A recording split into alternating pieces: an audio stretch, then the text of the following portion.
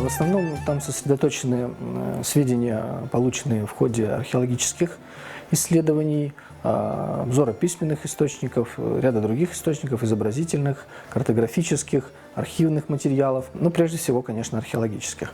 Это связано с хорошей археологической изученностью Старого Крыма. Мы постарались включить максимальное количество этих объектов. На примере даже эпиграфического материала мы можем представить, насколько была широка география, да, вот, тех людей, которые приезжали и жили, работали, умирали здесь, в Крыму. Это и Средняя Азия, это и Передняя Азия, это и Малая Азия. Представьте, все эти люди, которые здесь когда-то жили, и они оставили свой след, так скажем, приняли участие в формировании крымстарского народа.